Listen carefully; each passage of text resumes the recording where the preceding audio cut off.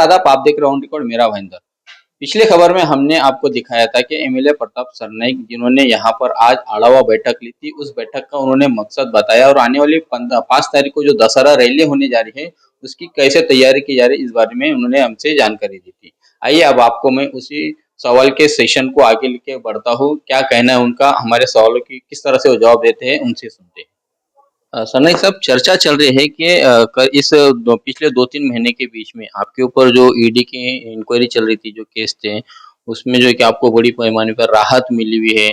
तो ये क्या आपको वो मतलब फल मिला है एकनाथ शिंदे साहब के साथ में रहने का, कि आपके देखिए जो ईडी की जो चल रही है, जांच चल रही थी, या इनकम टैक्स की, या मुंबई पुलिस द्वारा, मतलब आपको क्लीन चिट पे क्लीन चिट मिलते जा रही है, ये फायदा हुआ है आपको? देखिए हमारे मराठी में एक कहावत है, कौवा बैठने के लिए और डाली टूटने के लिए एक ही वक्त आता है। तो ठीक है, ये तो मीडिया है, लोग है जो बोलते हैं वो तो बोलते रहेंगे। शायद आपको शायद पता नहीं होगा कि 2020 में ईडी की रेड मेरे कार्यालय और घर पे आई थी, और उसके बाद में ईडी का समन्स मुझे आया था।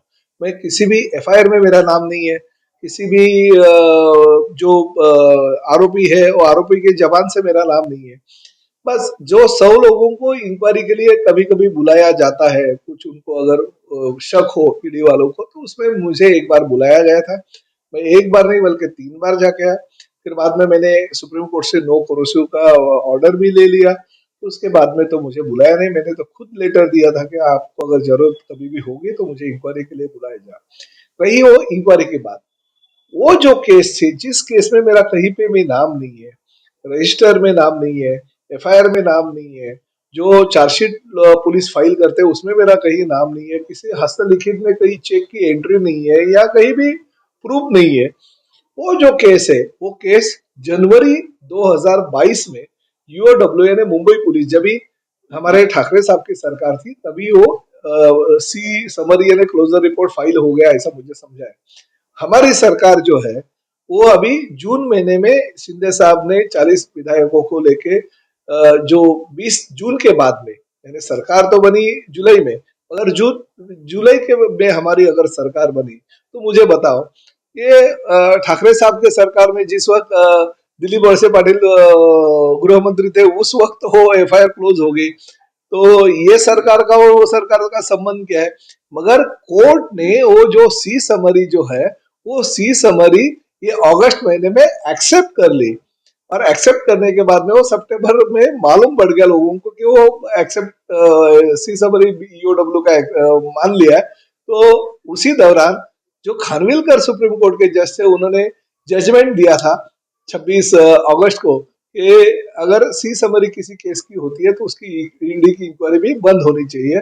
उससे मुझे राहत मिली। तो मुझे बताओ, ये सरकार का या सेंट्रल गवर्नमेंट का या ईडी का या यूओडब्ल्यू का इसमें क्या है? वो तो कोर्ट कचहरी चलती रहती है। जिस केस में मेरा नाम था वो कोर्ट ने एक्सेप्ट कर दिया, तो ये सरकार का कुछ फर्क नहीं है, सरकार का कुछ काम नहीं है उसमें।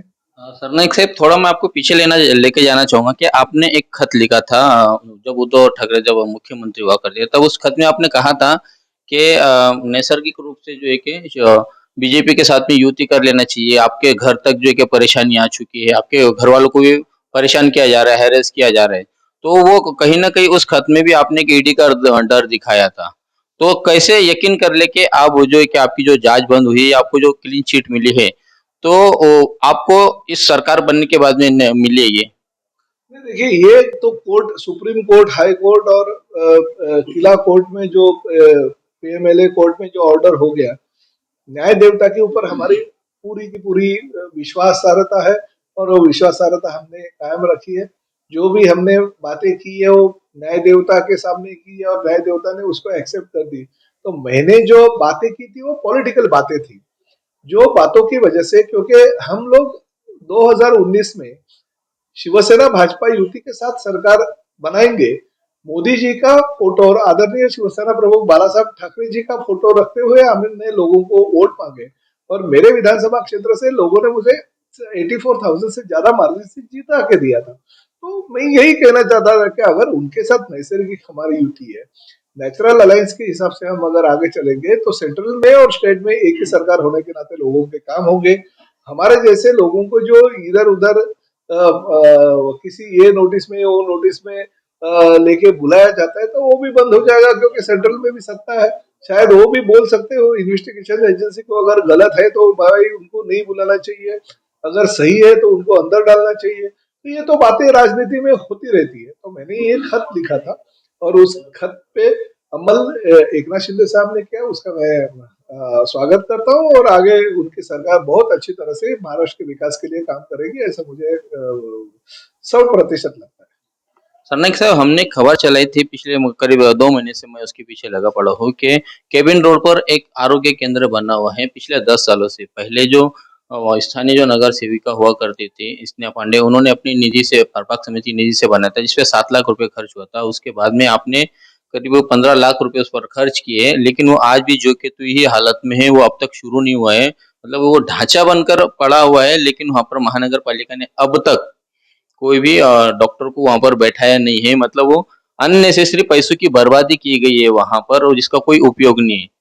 आपकी क्या इस बारे में कोई जानकारी है? देखिए, मैंने 2 महीने पहले ही 2 महीने नहीं हो गए, मेरे ख्याल से 4 महीने पहले ही वहाँ के स्थानीय नगर सेविका स्नेहा जी पांडे, इनके निमंत्रण पे और मेरे विधायक फंड से मैंने कुछ खर्चा किया था उस पे, मेरे ख्याल से 15 लाख रुपए वहां 10 लाख रुपए, ऐसे 25 लाख रुपए खर्चा करके मैंने वो आरोग्य केंद्र बनाया था। उसका उद्घाटन भी उनके कहने पे मैंने किया था, और उन्होंने कहा कि सभी महानगर पालिका के अधिकारी और डॉक्टरों के साथ हमारी बात होगी और नियमित रूप से ये चलता रहेगा। ये तो निधि देने की जिम्मेदारी हमारी रहती है, और जो भी वहाँ का लोक प्रतिनिधि रहते हैं, वो उद्घाटन अगर नेताओं को लेके अगर वो करते हैं तो चलाने की भी जिम्मेदारी उनकी रहती है। मगर आपने जो कहा वो धक्कादायक है, मुझे इस बात की बिल्कुल कल्पना नहीं थी। मगर आपने अगर कहा वो अगर आरोग्य केंद्र बंद होगा तो तुरंत महानगर पालिका ने वो ताबा में लेके उसके अंदर जो डॉक्टर और नर्सेस की सुविधा देनी चाहिए, ऐसा मैं आयुक्त महोदय से कहूंगा। थोड़ा सा मैं आपको करेक्शन करूंगा कि वो बंद नहीं हुआ है, वो शुरू ही नहीं हुआ है। आप जो बोल नहीं रहे हो नहीं, बंद, वो मैंने शुरू ही नहीं हुआ, वहां बोला पर कि अब तक उद्घाटन स्टाफ ही करने नहीं के लगाया लिए महानगर के रूप पालिका में ने। और विधायक के रूप में नहीं, उद्घाटन के मेरे हाथों से हो गया। नगर सेवक, नगर सेविका और पदाधिकारी तो हमारे थे उस वक्त मौजूद। तो उस वक्त मुझे बताया गया था कि कल से शुरुआत हो जाएगी तो आप उद्घाटन कर लीजिए, इसलिए मैंने उद्घाटन किया। मगर आज 4 महीने के बाद में मुझे अगर ये पता चल रहा है कि वहां पे डॉक्टर नर्सेस की असुविधा है, तो बहुत ही गलत है। लोक प्रतिनिधि के तौर पे ऐसा गलत काम उन्होंने किया है। तो मैं निश्चित रूप से कमिश्नर साहब से बात करके वो आरोग्य केंद्र जल्दी से जल्दी कैसे शुरू किया जाएगा, इसके लिए कोशिश करूंगा। सर, एक आखिरी सवाल का जवाब दे दीजिएगा कि अभी जो कल रात में ऑर्डर आए हैं, करीब 44 आईएएस ऑफिसर्स के तबादले हुए यहाँ से वहां पर, अब क्या ये चुनाव को, आने वाले जो आगामी चुनाव है उसको देखते हुए तबादले हुए हैं?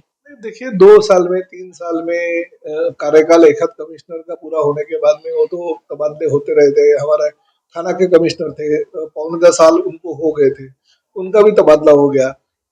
नवी मुंबई का कमिश्नर था, उनका तबादला हो गया, वो थाना में आ गया। हमारे कमिश्नर जो यूपी शर्मा थे वो एमआईडीसी में चले गए। कलेक्टर जो राजेश नार्वेकर थे वो नवी मुंबई महानगर पालिका के आयुक्त हो गए। ये तो आईएएस आईपीएस और अन्य लोगों का, अधिकारियों का 2 साल में 3 साल में तबादला तो होती ही रहता है, ये तो रूटीन है, इसमें क्या। और इलेक्शन तो अभी कभी है, ये तो इलेक्शन कमिश्नर को ही पता है और कोर्ट को ही पता है, हमें भी पता नहीं है कि ये इलेक्शन कब होगा।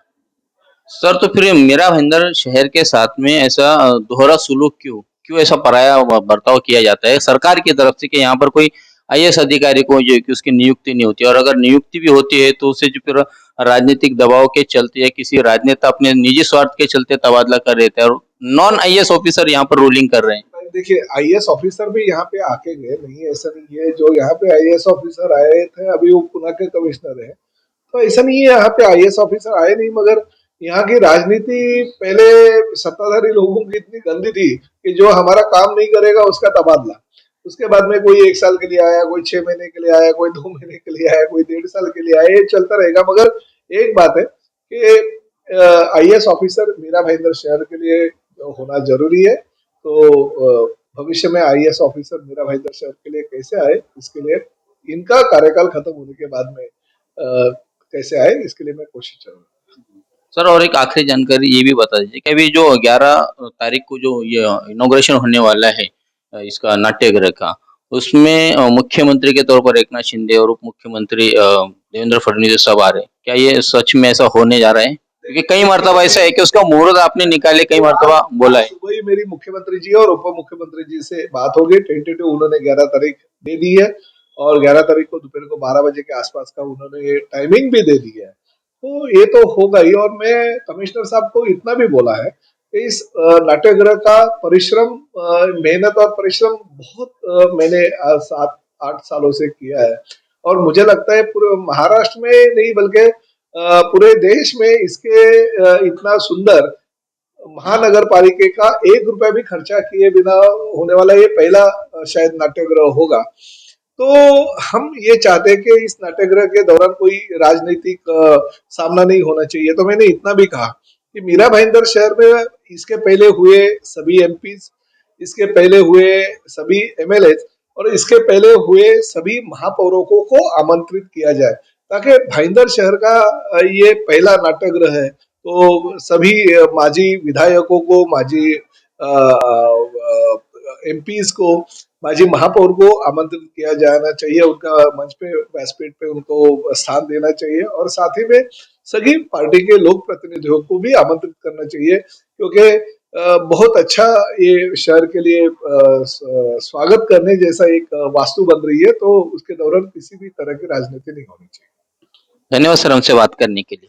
यह है शिवसेना के एमएलए प्रताप सरनाईक, जिन्होंने कई सारे सवालों के जवाब हमें दिए हैं और साथ में ही उन्होंने एक बहुत ही गहरी बात यहाँ पर बताई है कि उनके बारे में जो इस वक्त मीडिया में खबर चल रही है, उस खबर के पीछे कोई मीरा भाईंदर शहर का नेता हो सकता है ताकि उसको इसका राजनीतिक भविष्य दिख सके। यही कारण है जिसके चलते इस तरह की झूठी खबरें फैलाई जा रही है, ऐसा मानना है एमएलए प्रताप सरनाईक का। आखिर में जाते जाते ये सवाल मैं आप सबके सामने छोड़े जा रहा हूँ कि किस नेता के बारे में एमएलए प्रताप सरनाईक शंका जाहिर कर रहे हैं और कौन नेता है जिसे अपना भविष्य अंधकारमय दिखाई दे रहा है, जो इस तरह के झूठी खबरें फैला रहा है। इसका जवाब आप जरूर दें कमेंट बॉक्स में। आप देख रहे हैं कैमरामैन आरिफ कुरैशी और साबिर शेख के साथ ऑन रिकॉर्ड मेरा भाईंदर। धन्यवाद।